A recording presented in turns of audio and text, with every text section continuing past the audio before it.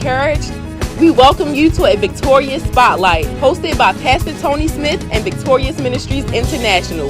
Join in as we dive into real-life conversations of triumph and victory and discover how God is working through everyday people like you and me. Don't miss out on this uplifting and faith-filled show. So grab your loved ones and tune in as we experience the power of God's love in action. Let's get into the broadcast. Hello and welcome to a special segment today hosted by Pastor Tony Smith and Victorious Ministries. We are here with our young adults today and we have a great topic lined up for you. We're going to be talking about growing up in church and now making a personal relationship with God and so much more. Ladies, are you excited? Yes. All right. So the first question is, how was your experience growing up in church? I'm going to give a little bit of context for the viewers. If you all don't know, most of the people on this stage grew up in VMI. They might have been newborns, babies, 5 years old, 3 years old. I started VMI when I was 2. So I'm going to first address this question to Summer because she was a baby here, so she'll be the first person to answer. All right. Well, yes, I was born in this church. So, I mean, being a PK is something. No, but overall, I think my experience, like growing up in church, has been really good. Of course, being a preacher's kid, a lot of things are expected of you. Definitely, the standards are set a little higher. Certain things you just know not to do, you know to do. It's a certain way that you have to hold yourself. Not even just being a preacher's kid, but just being a person who is following Christ. It's just a certain way that you have to carry yourself. And I've definitely learned a lot about that in my childhood years. Gotta participate in every ministry. You gotta be on a dance ministry. You gotta be on the choir. You gotta be in a random drama skit. You gotta, maybe you gotta do poetry the next Sunday. I don't know, but just always being involved. That was always my experience. Like, you also might get used in a sermon, especially it's very famous for me as a child. I'm over pastor's shoulder one Sunday. It's just always being a willing, sometimes even not willing participant in this church, but it's all been for the glory of God, so I'm grateful. Notori, how about you? I just knew I was next. I think it's been fun because, well, I was like here, and I think that when I was here, I wasn't necessarily present because for me, I felt like, my mom was finding God, so like I was just here. And then I like joined dance, and dance is like, dancing here has made it so that in my career, I've been able just to take off. And so I'm really grateful for that. But it was like, I guess, a little hard in the beginning because it's like my mom is going through this change and I wasn't willingly trying to change with her. So it was like, at some point I had to make the decision like, all right, are you going to do this for real? Or you going to keep being with your homegirls, the people that's not in church and all of that stuff. So it definitely helped me to have a strong foundation now and to carry us, to carry a standard that most of the people around me that may have not come up in church kind of respect me for, and kind of they know like, well, we're doing this, but we're not going to ask Tori because, there's a foundation. So that's also been very important. But it's been like up and down, but up and down because of me, not necessarily because of church. So yeah, like I'm grateful to pastor because we're not like many churches. So there's a lot of things that I was able to do and experience, and I'm grateful for, and that has helped grow my love for church. Because when I was younger, I didn't want to go to nobody else's church. I'm like, why we gotta go here? So now I can be mature when people come in here and speak that's not our pastor, or going to other churches when we have to sing or dance, or, just go there to support our pastor. So it's definitely it was a rocky start for me, just because I just didn't feel like it. I feel like I was young, I got time, but then life hits you and it's like you don't have time. So I had to figure it out. So I'm grateful for it. I want to address this question also to Bree Rose, because she hasn't like grown up in VMI, but how was your experience, like, of course, like someone said, being a PK, like how was that for you, like growing up? Because you preached recently, you all preached recently, and you talked about, how you were in church, but you didn't gain a relationship honestly until you got older. So how was your transition from childhood to now? So, like was said, I am a preacher's kid. I did grow up in church. Same thing like Notori said, I wasn't really present. Like, I was just there to dance, and then that's really it. The only time I would really listen is when my father would preach. Everybody else, I was just like, I'm going to go downstairs and eat. So I didn't really church was cool. It was more something I did as a habit. It was like I was just going because my parents made me go. I know I had to go, but it was more religion versus relationship.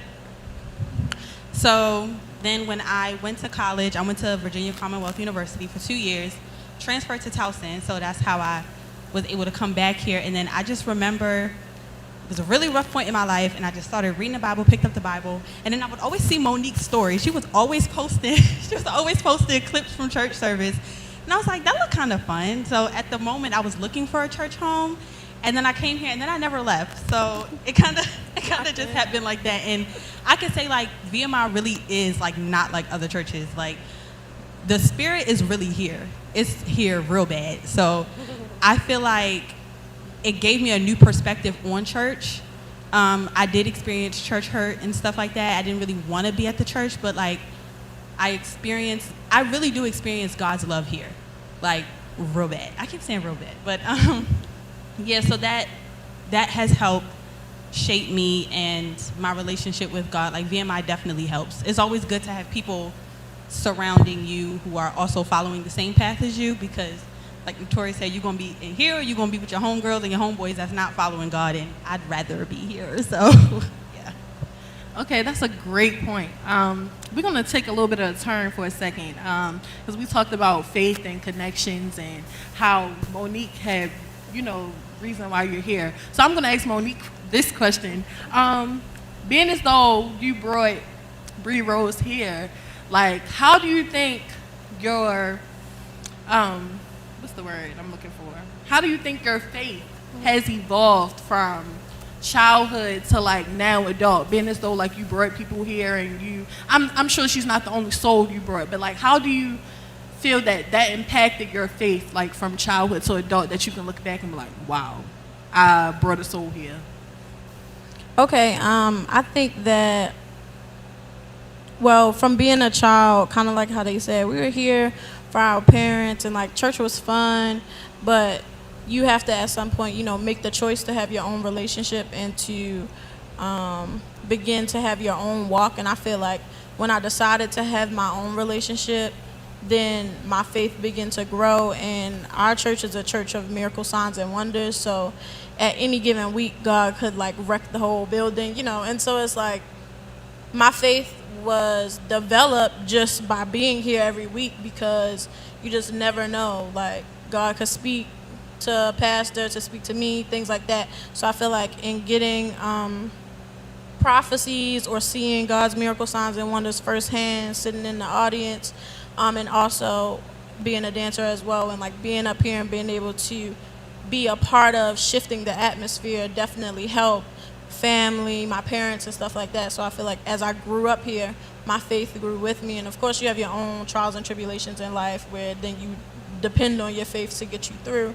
And so then when I feel like my faith grew more, Bree Rose and other people come, because it's like sometimes you don't know who's watching. So I wasn't necessarily posting those things because like, I hope somebody see this and come to church. I'm just trying to share. I'm trying to share God's love. I'm trying to share a piece of the message from today or things like that. And it's just like, it helped my faith to grow. Like, okay, you're on the right track. You're doing the right thing, because you just living your life is drawing people in. It wasn't like I was over there like, hey, Brie Rose, I want to invite you. Like, she approached me with it like, oh, I want to come to your church. Where is it located? And then after that, I kept checking in. But I honestly wasn't checking for her at first. She just was someone that I knew and that was in my space and in my environment.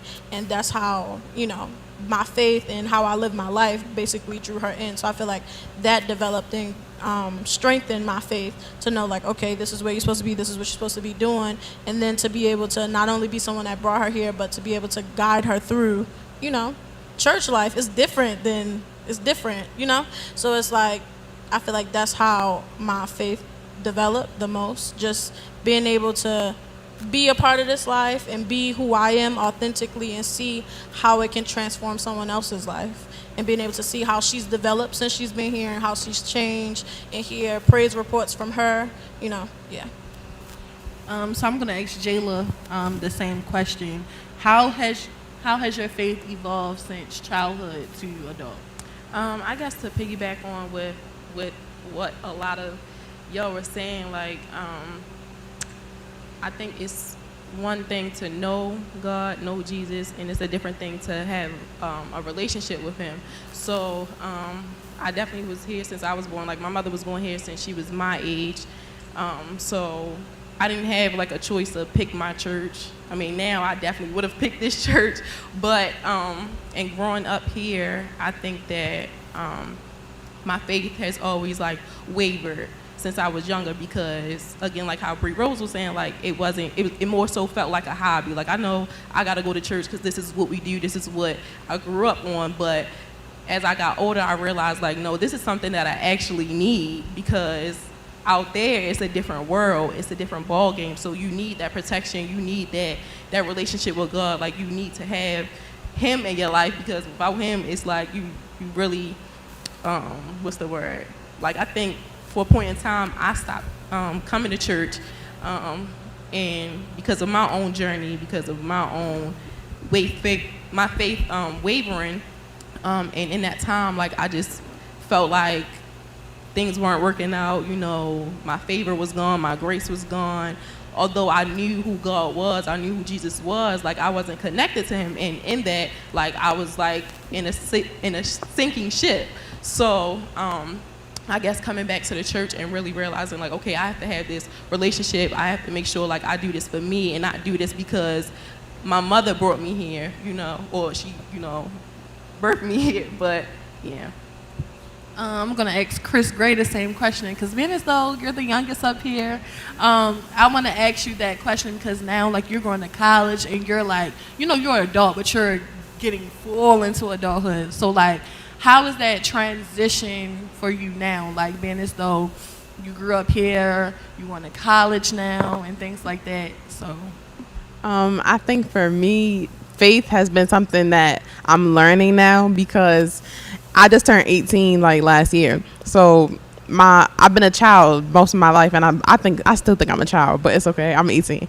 But it's just like, you don't experience life like I haven't experienced all my life yet, but I've experienced enough life to know that faith is something that you have to actively do. Like, it's not just something you have and be like, oh, I got it, it's done. It's like a everyday thing. When stuff doesn't work out right, and it seems like this is real stuff. This is not, oh, my friend don't like me, so my life is over. This is like, how am I gonna pay for this? This is like, how am I good enough to get my degree? Like, all this, like, it's like, this is critical things that you got to realize, like, I can't have faith in me because I'm not my source. I'm not God. I'm not perfect. But I have somebody that I can put my faith in, that I know is all powerful, that I know doesn't make mistakes. And that's something that you actively have to learn. And when you don't have that, it makes life hard, because you feel alone and you feel like Jayla said, like, you're in a sinking ship. But you got to realize that God is your anchor, and he is everything that will keep you from sinking. So that's something that I'm learning right now, and it's very important. I think if people don't have faith, you got to find it, because without faith, it's very easy to sink, and it's very easy to lose sight of what God has for you. So faith is very important to me. and that's good that you gave, y'all gave that example, because even at my 26 years of age, like sometimes I just be like I know he there, but it's just like sometimes I be like, I do not believe that he can do this and do that. And it's just like, girl, why is you doubting him? When you know, like, you get what I'm saying? So it's just like those little moments where, like, sometimes you just get in your head because you're like, it's taking a little long, but it's just like, it's not on your time. So it's like still having that discernment to know that he's going to work through and trusting him and stuff like that. So I really don't think it determines age. Because people think like, oh, I'm this, that, and the third. I'm 54. I know he gonna do it. But it's like even 55 years old still doubt. So it's just like I don't think it's a point in age. It's still believing the fact that trusting him and knowing that he can do everything that you need him to do. So we're gonna go to the next question. And we know everybody up here is busy in the ministry. But the question is, what is your involvement in the church, and how does that position in ministry shape your values and beliefs? So since we didn't hear from Candace or Mary yet, let's start with Mira, because you're officiating now. So like,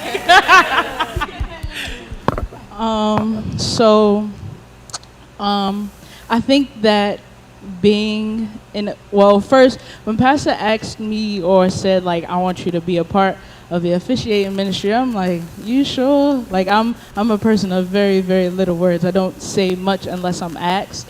So when he like, I want you to be a part of the officiating ministry, I believe that you're called to it. I believe that you'll do it well. I'm like, oh, okay. I trust him and I trust the God in him. So I'm like, okay, if you seeing something, if God is showing you something, then that probably means that there is more there than I can actually see.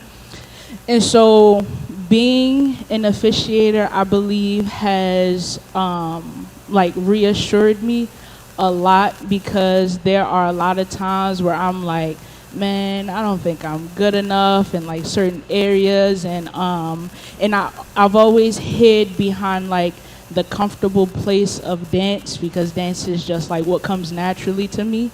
And so I've always used that as like my way, like my ministry to church. And I always told myself like, dance is really the only thing that I'm good at. That's what it's going to be. If dance don't work, then that's just it.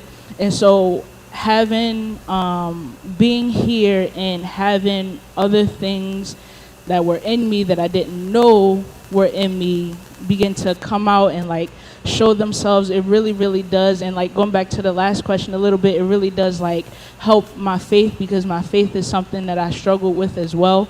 And so seeing like the way that God can move through me, and seeing the things, because everything was just happening so quick. Like when I got the call to be an officiator, when I got the call to be a den leader, like things of that nature, everything just started coming at me in at once. And I'm like, this is a lot. This is a whole lot. But it has really, really like, in a sense, planted my feet on solid ground to like, okay, if you giving me all this stuff, that means that you know that I can handle it. So I can't get overwhelmed in it. But so it has definitely like secured me in my relationship with God and seeing the things that he can do in me, because sometimes things for me was like, okay, I know that you can do it for everybody else, but can you do it for me too? And so seeing these things happen, it's like, okay, you can do it for me too. You can, and I see it. I see you can do it for me. So, Candace? For me, we're supposed to be talking about values and beliefs, right, Butcher? Okay. I'm on the praise team, on the choir. Anything music related, typically I am involved in here. When we were put in place to be leaders for the youth team, that was a little for me, because I feel like I've always been a student, and I still am now, but I've always been a student. I've always watched my mother, watch my father, watch my godmother when it comes to music or leading in worship. So that was like a little nerve-wracking, because I really feel like, even though it was before, it's even more now, like people really are watching, like, okay, what are you about to do? The kids are watching, they do things that we do, and it's like, I can't even be upset with you because I act the same way. So it just makes you really evaluate yourself, evaluate how you show up, and adjust, because as a leader, I always want them to be better than me. I don't want them to make the same mistakes I made, have the same feelings that I had. I want them to feel free to worship, free to express themselves. Like, no, we're not your little friends, but trust me enough to talk to me so I can help you, so I can guide you. So I think that it really pushed me, indeed, to get here, and in my relationship with God, because we can argue a lot of things, but we can't argue the word. What God said, that's it, that's all. Like, it's nothing else. So when I'm giving you advice, when I'm trying to help you, I want to be able to give you a word that makes sense and that's not out of context, so that you can actually carry it along with you, carry it in your heart, carry it in your mind, in your spirit. Ooh, that was deep. But, so that you can really carry it along with you, and it's not just like, oh, Candace gave me her opinion. No, Candace gave me the word of God. So. Okay. That was good.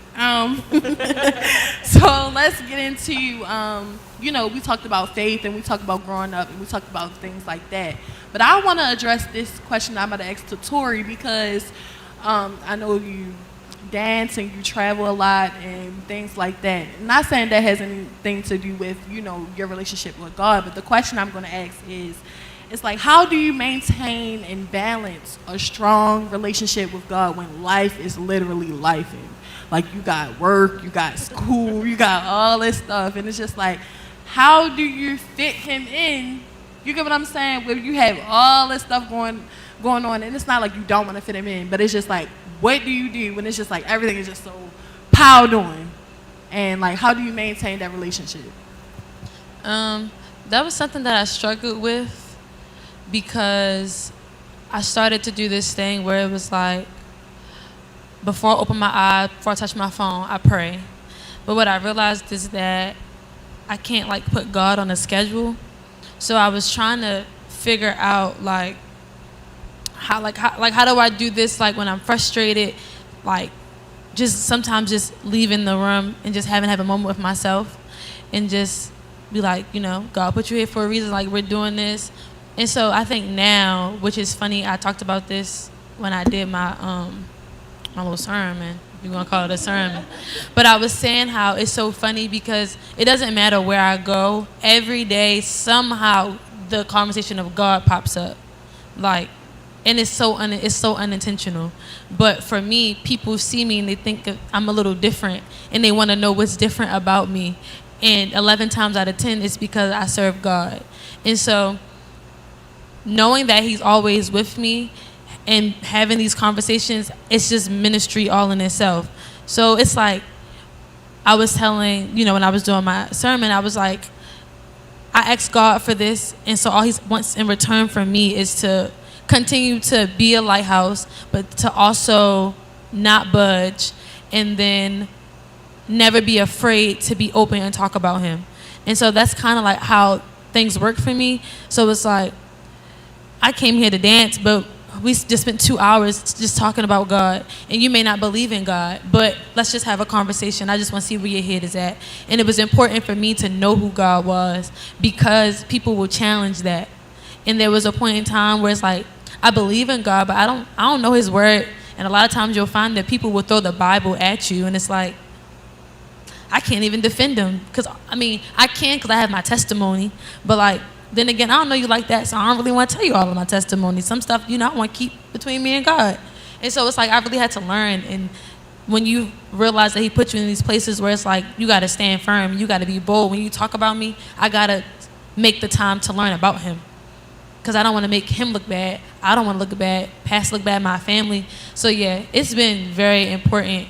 And I think that's like how I navigate it, just wanting to stand bold and be like, I know you feel this way, but this is the God that I serve. And I'm not diminishing how you feel, but let me just show you a different perspective from someone that's young and someone that may not look like, from the way I dress or my hair or my style, that, oh, she believe in God and she's solid in this. It's just more about just the way you walk and the way you talk and the way you carry yourself. And I think that played a big part in how I'm able to continue to follow God and trust him even when life is life. Because when I'm gone, it feel like it feel like I'd be gone for 50 years. I'd be so ready to come home. You can ask probably everybody up here. I have a hard time.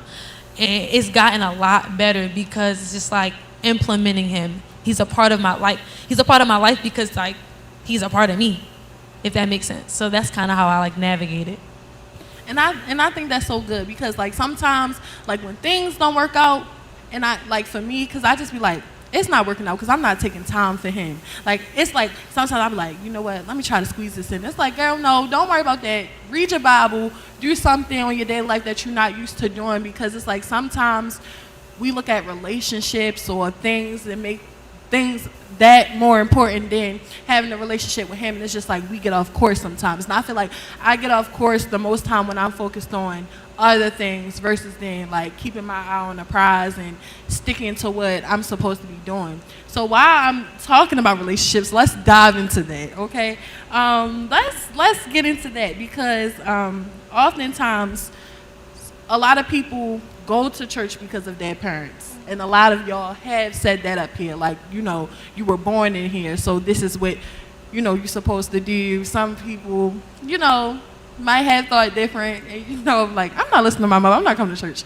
But, you know, you all have said that. So, like, have your parents always been members of church? Or, like, have they always had, like, a faith mindset of believing in God or things like that? Like, have any of your parents ever believed in like a different standard other than being a Christian? No? Okay. Yeah, So yes. okay. So let's talk about that. Chris, Tori, anybody? So I was supposed to say we can hear from Chris because Tori just. Oh, okay. I don't know much about it because see, we were born at different times in my mother's life.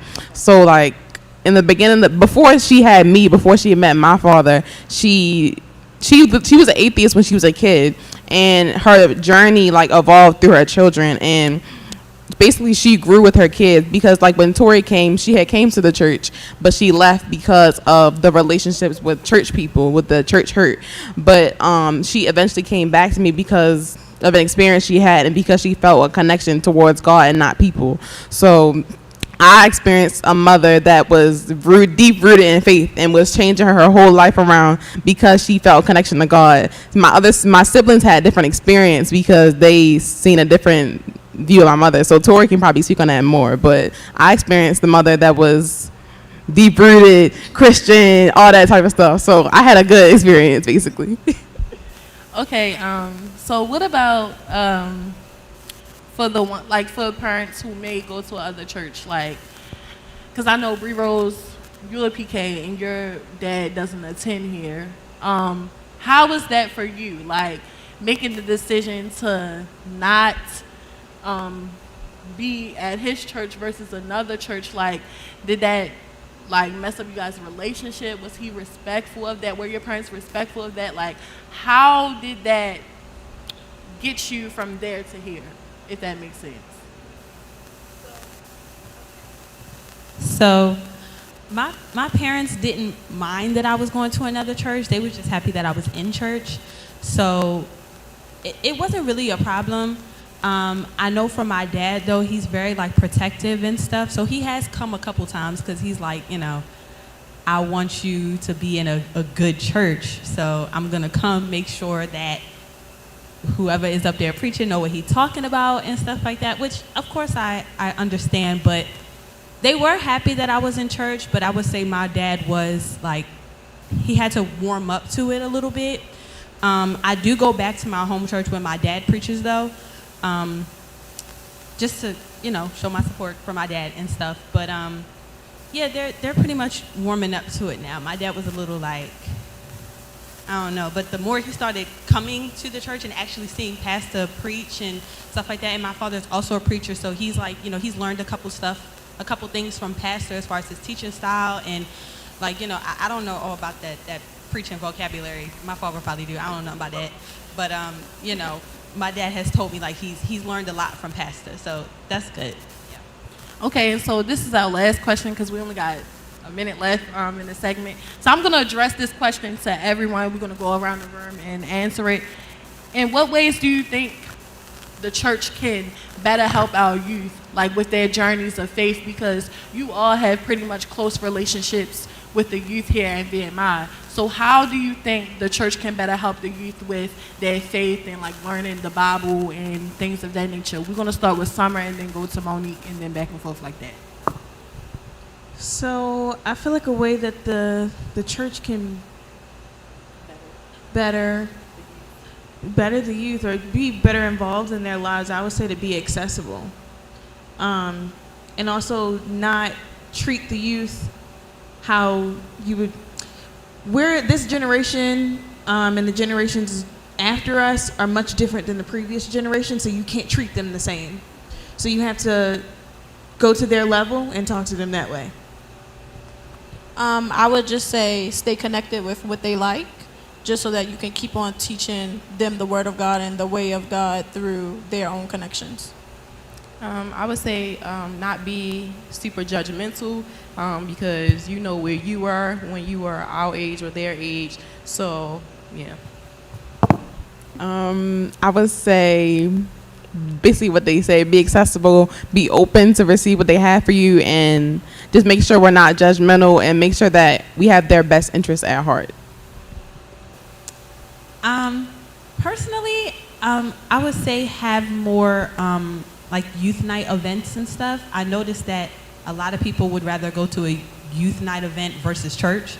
So I feel like if they start off with like maybe like the youth night or something, that could introduce somebody to be like, oh, well, let me actually see what this church is about. So, yeah. I would say to always extend grace.